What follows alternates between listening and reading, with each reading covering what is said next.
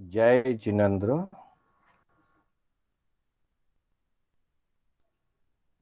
मोक्ष मार्गस्य नेतारम् भेतारं कर्म भूभृता ज्ञातारं विश्वतत्त्वानां वन्दे तद्गुणलाब्धये वन्दे तद्गुणलाब्धये।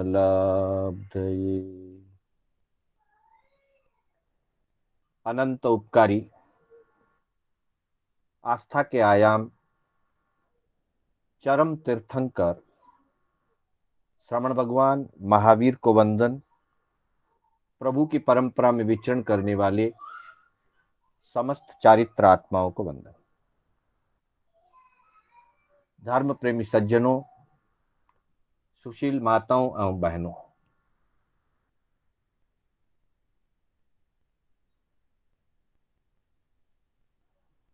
श्री कर्नाटक जैन स्वाध्याय संघ बैंगलोर के तत्वावधान में आयोजित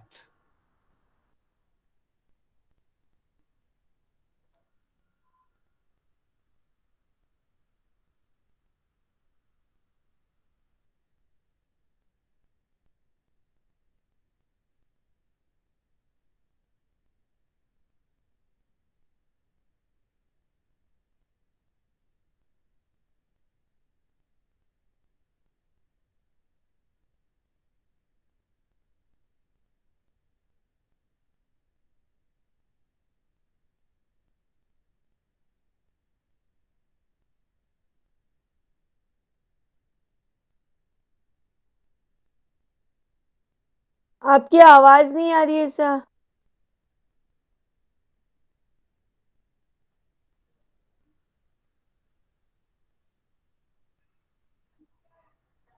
आस्था के आयाम, चरम तीर्थंकर श्रमण भगवान महावीर को वंदन। प्रभु की परंपरा में विचरण करने वाले समस्त चारित्र आत्माओं को वंदन। धर्म प्रेमी सज्जनों, सुशील माताओं बहनों, श्री कर्नाटक जैन स्वाध्याय संघ बैंगलोर के तत्वावधान में आयोजित जिनवाणी सार की इस 8वीं कक्षा में मैं शांतिलाल बोहरा आप सभी का हार्दिक स्वागत एवं अभिनंदन करता हूं। बंधुओं, हमारी कक्षा विभिन्न आगमों और धर्म ग्रंथों की गाथाओं पर आधारित चल रही है, जिसमें हमने लक्ष्य, प्रभु की अंतिम देशना, अनुशासन, धर्म आराधना से 10 अंगों की प्राप्ति, ममत्व त्याग से लोक विजय, कषाय से संसार वृद्धि, कषाय एवं नो कषाय कर्म का स्वरूप, ऐसी 7 कक्षाएं हमारी पूर्व में हुई। आज हम कषाय विजेता का क्या स्वरूप होता है, कषाय विजय होने से क्या उपलब्धि होती है, इसके संबंध में चर्चा करने जा रहे हैं। आज की गाथा हमने आवश्यक नियुक्ति से ली है। आवश्यक नियुक्ति हमारे आगमों का ही एक विशेष विवेचन ग्रंथ है, ऐसा हम कह सकते हैं। आवश्यक नियुक्ति की रचना आचार्य भद्रबाहु स्वामी ने की है। उसकी अनेक गाथाओं में से आज हमने कषाय विजेता और उत्तम पुरुष के रूप में क्या स्वरूप दर्शाया गया है, इसकी 2 गाथाएं, गाथा संख्या 1083 और गाथा संख्या 1100, इन 2 गाथाओं को आज हम लेने जा रहे हैं। एक बार इन गाथाओं का मैं उच्चारण करना चाहूंगा। जिय कोह मान माया, जिय लोहा तेन ते जिणा हुंती, अरिणो हंता रयम हंता, अरिहंता तेन बुच्चंती विच्छत्त मोह निज्जा नाना वर्णा चरित मोहाओ तिविह तमा उम्मुक्का तम्हाते उत्तमा हुंती। बंधुओं, इन दो गाथाओं के अंदर जो हमारे उत्तम पुरुष कहे गए हैं, जो हमारे अरिहंत कहे गए हैं, उनके स्वरूप की एक झलक हमारे सामने प्रस्तुत की गई है। पूर्व कक्षाओं में हमने कषाय और नौ कषाय की चर्चा गत कक्षा में हमने कल की थी।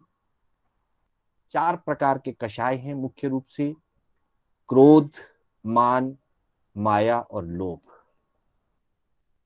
बंधुओं, हम जानते हैं कि इन कषायों पर विजय प्राप्त करना आसान नहीं है। कषायें हमारे साथ, प्रत्येक आत्मा के साथ अनादिकाल से लगी हुई है और उन कषायों के कारण हमारी आत्मा में विभिन्न प्रकार के विकृतिजन्य परिणाम बनते रहते हैं, या यूं कहें कि हमारे अंदर में विभिन्न प्रकार की विकृत परिणाम धाराएं बहती है। क्रोध के उदय में हम उत्तेजित होते हैं, मान के उदय में हम अहंकारी बनकर के दूसरों को हीन और तुच्छ गिनने लगते हैं, और जब माया में प्रवृत्ति करते हैं या मायाचार का जब हम सेवन करते हैं, तो हमारे अंदर की जो सरलता है, आत्मा की जो सरलता है, वो सरलता वक्र हो जाती है, टेढ़ी हो जाती है। माया का मतलब ही टेढ़ापन है। कुछ और बोलते हुए, कुछ और सोचते हुए, कुछ और दिखाना, सोचना कुछ अलग, बोलना कुछ अलग और दिखाना कुछ अलग, इस व्यवहार का नाम मायाचार है, जिसको हम छल कपट कहते हैं। तो माया के व्यापार में जब हम लगते हैं, मायाचार में जब हम लगते हैं, तब हमारे मन की सरलता, आत्मा की सरलता वक्र हो जाती है। और ज्ञानी जन फरमाते हैं कि वक्र हृदय में धर्म नहीं ठहरता। धर्म हमेशा ऋजुभूत सरल आत्मा के अंदर, जब आत्मा की शुद्धि रहती है, सरलता रहती है, तब उसमें धर्म का निवास होता है। उत्तरायण में कहा गया है, सोही उज्जूय भूयस्स धम्मो शुद्धस्स चिट्ठई। जो शुद्ध हृदय होता है, जो ऋजुभूत होता है, सरल होता है, उसमें धर्म ठहरता है। तो मायाचार के समय धर्म नहीं ठहर सकता। और लोभ जो है, लोभ की प्रवृत्ति में व्यक्ति इतना आसक्त हो जाता है कि लोभ के सिवाय, अपनी उपलब्धि के सिवाय उसे कुछ दिखाई नहीं देता। और हमारे पूर्वजों ने तो यहां तक कहा है कि जब व्यक्ति लोभ में गाढ़ उतर जाता है, लोभ उसके ऊपर जब प्रगाढ़ रूप से हावी हो जाता है, तो व्यक्ति का चिंतन ऐसा बन जाता है कि चमड़ी जाए तो जाए, पर दमड़ी ना जाए। मतलब व्यक्ति अपने जीवन को दांव पे लगाता है लोभ के लिए। इस प्रकार के जो ये 4 कषाय हैं, इन 4 कषायों की प्रवृत्ति से हमारी आत्मा में मलिनता बनती है, हमारे संबंधों में उत्तेजनाएं आती है, हमारे संबंध विकृत हो जाते हैं, संबंध टूट जाते हैं, संबंध बिगड़ जाते हैं। फिर भी अनादिकालीन इन कषायों में रचे पचे होने के कारण, और विशेष करके मोह के उदय के कारण, ये कषायें हमें अच्छी लगती हैं। कषायें अच्छी नहीं हैं। कषायें असत रूप है। कषायें विकृत रूप है, फिर भी जीव को सामान्य व्यवहार के अंदर कषाय अच्छी लगती है। हमें क्रोध करना अच्छा लगता है, क्रोध करके हम दूसरे पर अधिकार जमाना चाहते हैं।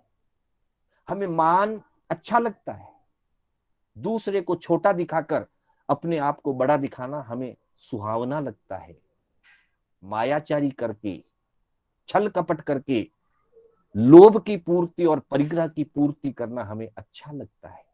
और जब तक ये चीजें हमें अच्छी लगती है, वहां तक हम इन्हें छोड़ नहीं पाते हैं और इन्हीं में रंजित रह करके, इन्हीं कषायों में रंजित रह करके हम संसार परिभ्रमण करते रहते हैं। जिसे आत्म स्वरूप का बोध जग जाता है, जिससे मोक्ष की अभिलाषा जग जाती है, जिसे अपनी आत्म शुद्धि की मनो अभिलाषा जग जाती है, वह व्यक्ति साधक बन करके इन कषायों को जीतने के लिए तप करता है, जप करता है, स्वाध्याय करता है, ध्यान करता है, आत्मचिंतन करता है। अर्थात धर्म की विभिन्न जो साधना पद्धतियां कही गई है, उन साधना पद्धतियों से ज्ञान, ध्यान, जप, तप, स्वाध्याय आदि करता हुआ कषायों को जीतने की दिशा में आगे बढ़ता है। जिस समय इन कषायों को जीतता हुआ पहले अनंतानुबंधी को तोड़ता है, फिर अप्रत्याख्यानी को तोड़ता है, प्रत्याख्यानावरण को तोड़ता है और उसके बाद साधु बनता है। साधु के जीवन में संज्वलन कषाय बाकी रहती है, फिर वह साधु अपनी विशेष साधना करता हुआ संज्वलन कषाय को भी तोड़ देता है। तब वह कषाय विजेता कहलाता है। आवश्यक निरुक्ति की इन गाथाओं में आचार्य भद्रबाहु स्वामी ने ऐसे महापुरुषों के जीवन का हमें परिचय दिया है कि जिय कोह मान माया जिय लोहा, अर्थात जिन्होंने क्रोध को जीत लिया, मान को जीत लिया, माया को जीत लिया, और उसके बाद दिया है जिय लोहा, जिन्होंने लोभ को जीत लिया। बंधुओं, यहां तीन, क्रोध, मान और माया, इन तीनों को एक साथ बताया और लोभ को अलग बताया।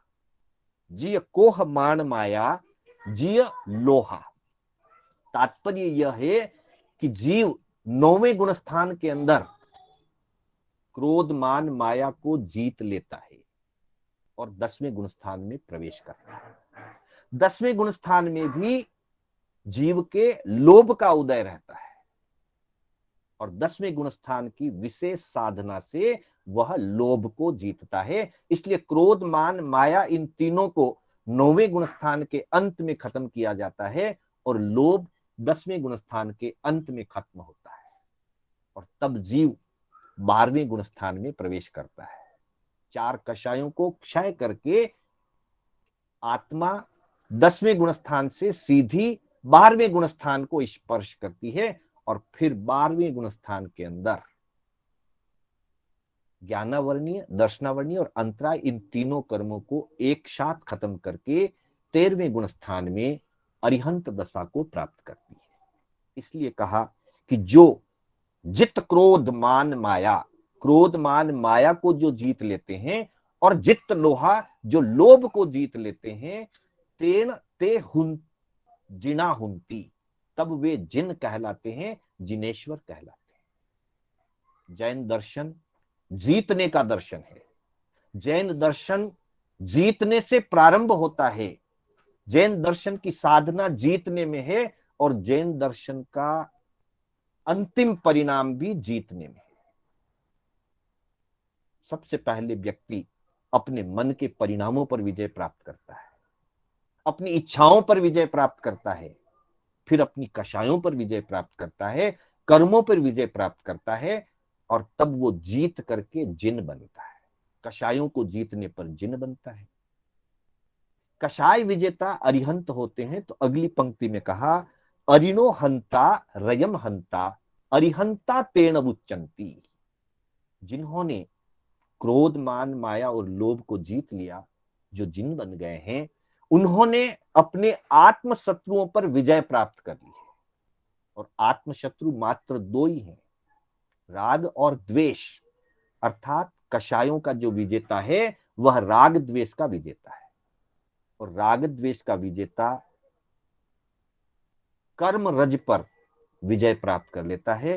राग द्वेष पर विजय प्राप्त होते ही शेष जो ज्ञानावरणीय, दर्शनावरणीय और अंतराय है वो सहज ही अंतर मुहूर्त में क्षय हो जाते हैं। इसलिए का अरिनोहंता, जिसने कषाय पर विजय प्राप्त की वो राग द्वेष का विजेता हो जाता है, आत्म शत्रुओं का विजेता होता है। और जो आत्म शत्रुओं का विजेता राग द्वेष का विजेता होता है वह रयम हंता, वह ज्ञानावरणीय, दर्शनावरणीय और अंतराय कर्म का भी विजेता हो जाता है। अर्थात वो उन तीन कर्मों को भी क्षय कर देता है। तब अरिहंता तेन उच्चंती, ऐसी महान आत्मा को अरिहंत कहते हैं। तात्पर्य यह है कि कषाय और चार घाती कर्म अथवा राग द्वेष और चार घाती कर्म पर जो विजय प्राप्त करता है उस महान आत्मा को अरिहंत कहा जाता है।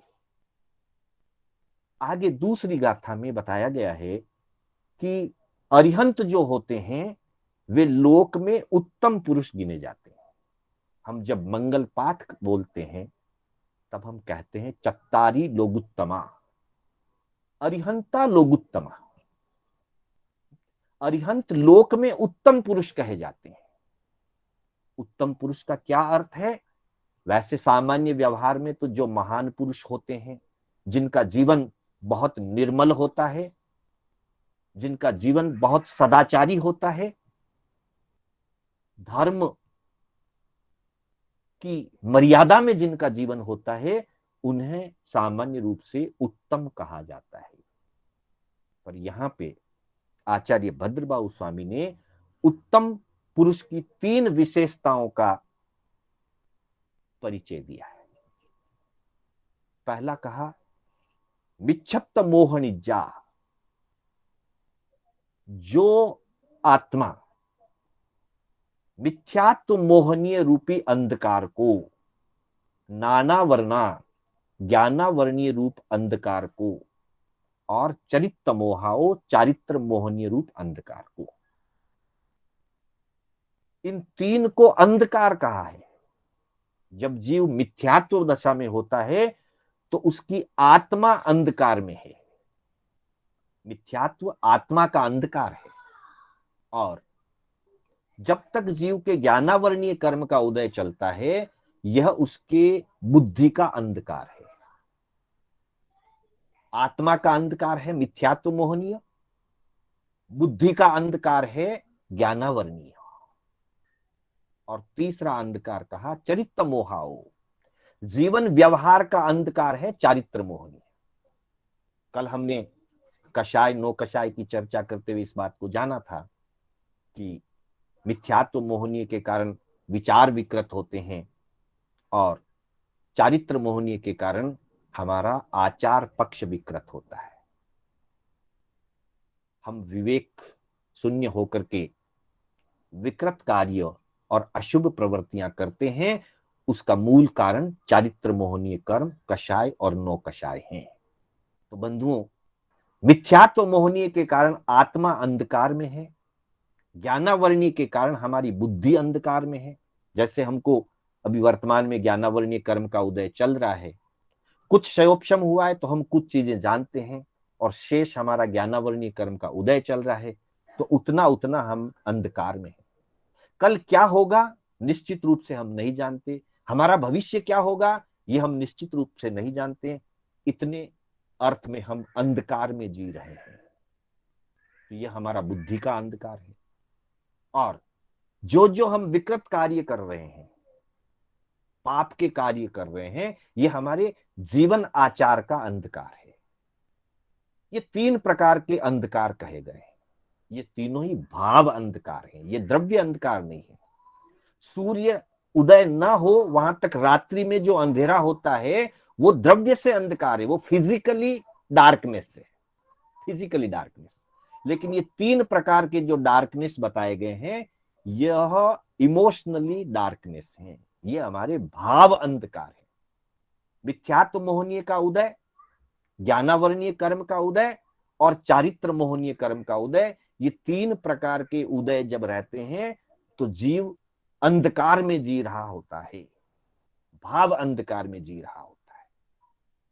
जो साधक आत्मा इन तीनों अंधकार से मुक्त हो जाती है, त्रिविह तमा उन्मुक्ता, ये तीन अंधकार हैं, जो इन तीन अंधकार से मुक्त हो जाता है, जो इन तीन अंधकार से ऊपर उठ जाता है, अर्थात जिसको शायिक संकित की प्राप्ति हो गई, मिथ्यात्व मोहनीय जिसको क्षय हो गया और शायिक संकित प्राप्त हो गई, उसका पहला अंधकार नष्ट हो गया।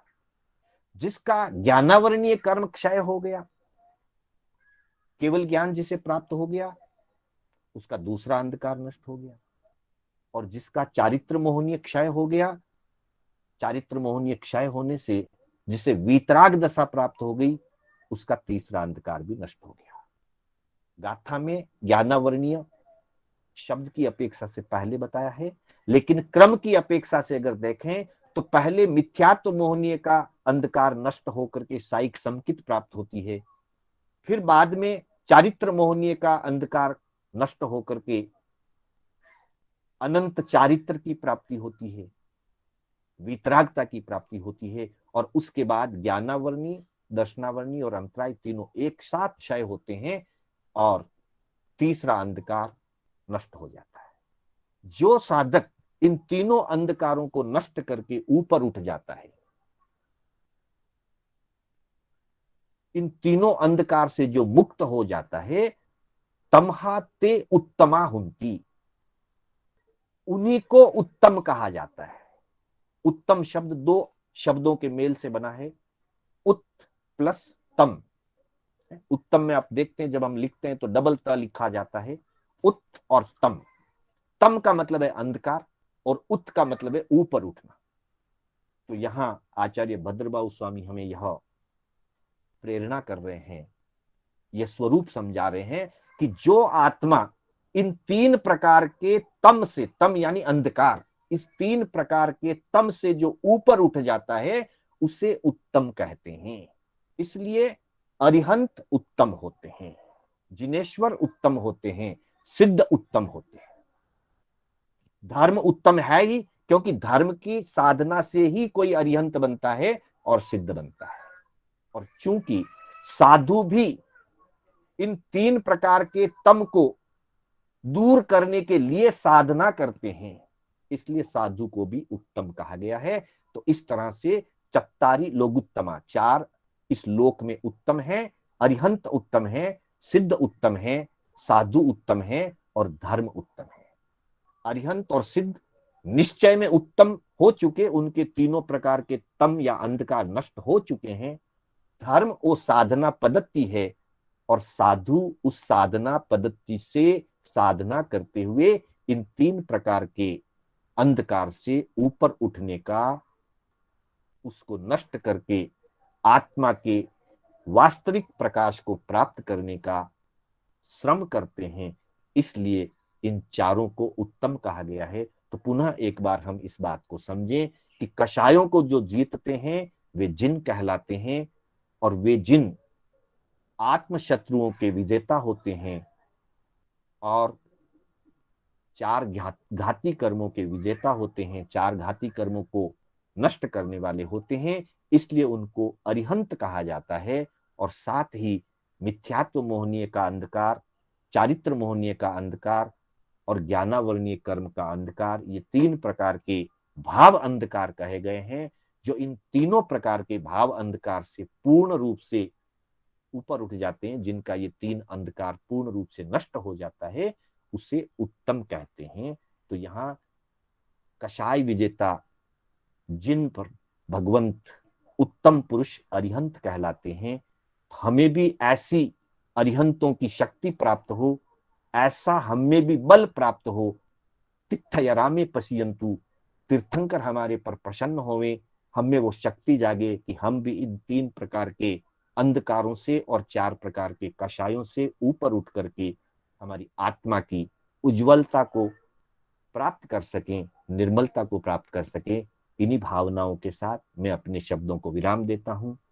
मेरे बोलने में कोई स्खलना हुई हो अथवा जिनाज्ञा विपरीत कथन हुआ हो तो उसके लिए बारंबार मिच्छामि दुक्कडम करता हूं। समय हो चुका है। एक सूचना के साथ ही मंगल